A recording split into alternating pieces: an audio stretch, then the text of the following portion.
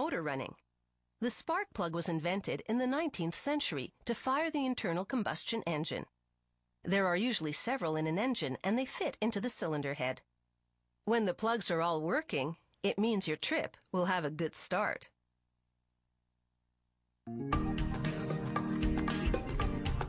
The spark plug produces what looks like a mini lightning bolt to ignite the gas that runs your car. To make spark plugs, they blend alumina-ceramic powder and other ingredients with water. After a thorough mixing, the milky-looking brew drains into a big dryer, which converts it back to powder. The powder funnels into a mold. It closes to press the powder into the shape of spark plug insulators, and a binding ingredient in the mix helps them keep their shape.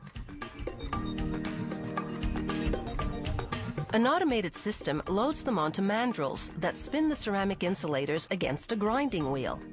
It grinds them into a more graduated shape and does a very precise job. These ceramic shapes are quite fragile, and they'll need to be baked in order to harden. But first, a tester double-checks the measurements with a laser tool.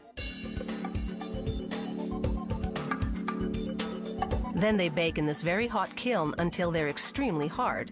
This takes up to 24 hours. While the insulators are in the kiln, tools ram steel through shaped cavities called dies. They're essentially punching out shells that will be the spark plug casings.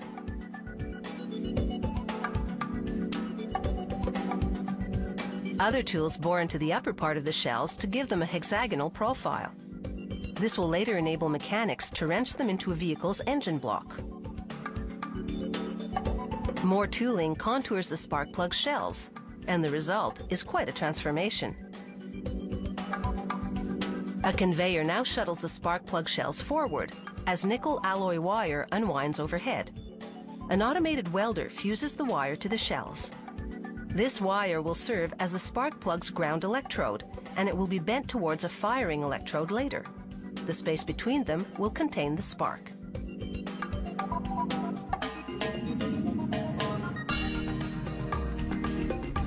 Ridged rollers carve threads in the steel shells so they can be screwed into the engine block. The shell then gets a protective, silvery finish. The ceramic insulators are now out of the kiln, and it's time to roll on the insignia. The insulators then brush by a rubber wheel that coats them with a glaze as a protective finish. They install center electrodes in the insulators, and powder funnels into them to fill the space around the electrodes. The powder is a mix of glass and metal. Automated prongs compress it in the insulators.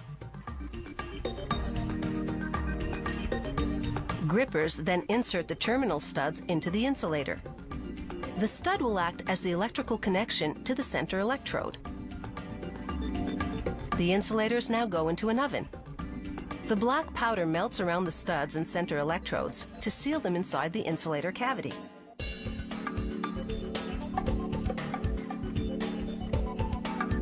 Nozzles squirt oil onto the metal shells to lubricate them.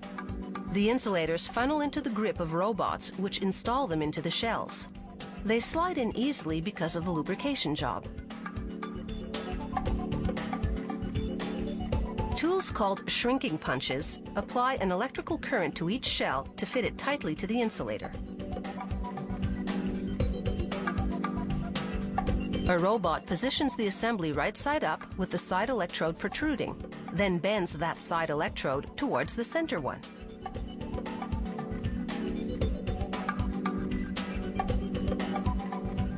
The robot then collects the spark plugs and sends them down the line. It's time for an inspection. She looks for imperfections in the glaze, the inscription, and the nickel plating. She measures the space between the two electrodes before sending them over to the packaging department.